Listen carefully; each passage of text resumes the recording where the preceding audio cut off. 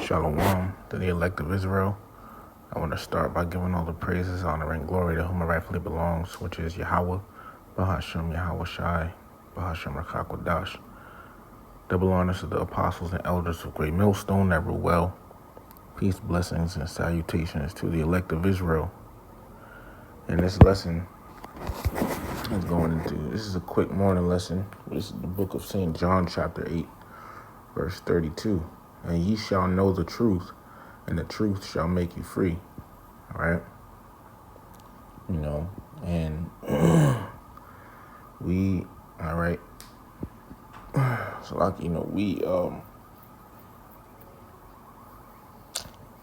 we have been set free, spiritually, from the lies of this world, man. The lies that this devil has pushed around the world, we've been set free from it. This is the book of Revelation, chapter 12, and verse 9. And the great dragon was cast out, that old serpent called the devil and Satan, talking about Esau, the so-called white man, which deceiveth the whole world. See? And the word devil means deceiver. Okay?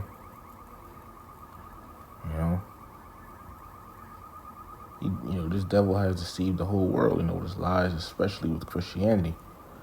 You see, and prior to coming in this truth, we didn't know really, we didn't know, much, okay? We were still caught up in the lies of this world like the majority of our people are. Still believing in Christmas and holidays, and still believing the Lord is a white man and loving everybody, and still calling himself Black, Latino, Native American,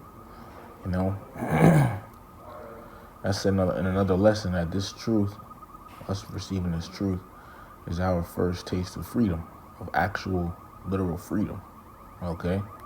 And with this truth, this is something that these other nations cannot be a part of. This is this is one step, towards our sovereignty, These other nations, they can't be a part of this. You see, and this truth is only for Israel. Let me get that. Revelation 11 and 1. And there was given me a reed like unto a rod, which is the scriptures.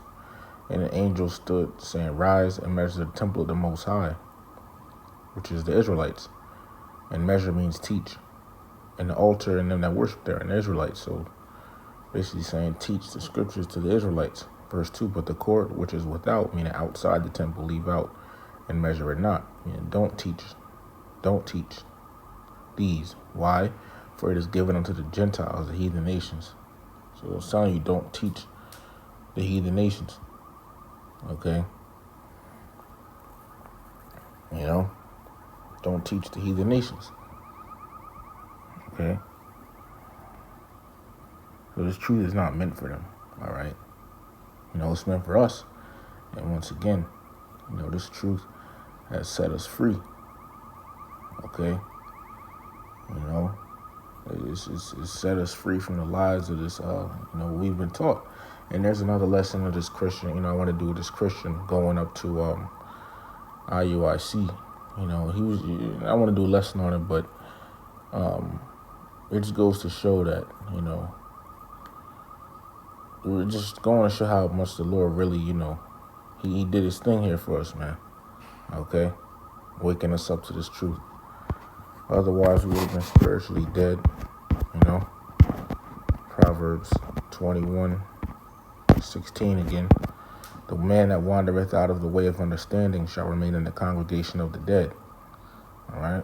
So without this truth, you're spiritually dead. But with this truth, you're spiritually alive, okay? And you're free from the lies of this world, the lies that you've been taught ever since, you were brought into this world. You see? And our people are still shackled in these things, okay? And when we're free from it, when they look at us being free away from the lies and stuff and not bound by it because, we know this truth, it looks strange. But let me get this real quick.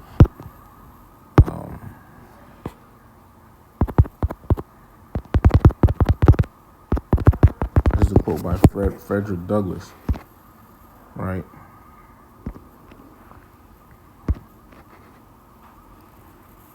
Salakia. It says knowledge makes a man unfit to be a slave.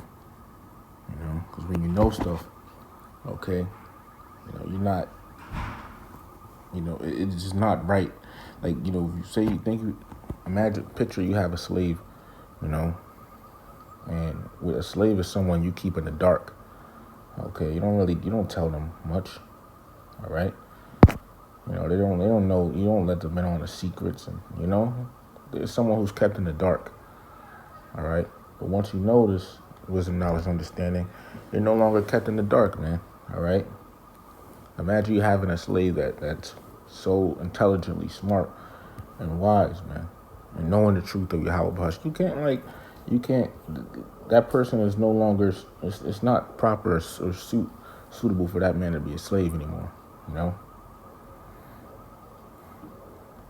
Even though we're physically in bondage still, all right. But this truth, once again, has set us free from the lies of this world, man.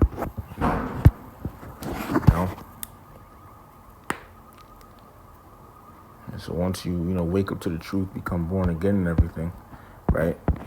You realize that basically everything you've been taught here is BS. St. John chapter 3, verse 3. Yahweh Shai answered and said unto him, Verily, verily, I say unto thee, except a man be born again, he could not see the kingdom of the Most High. Okay?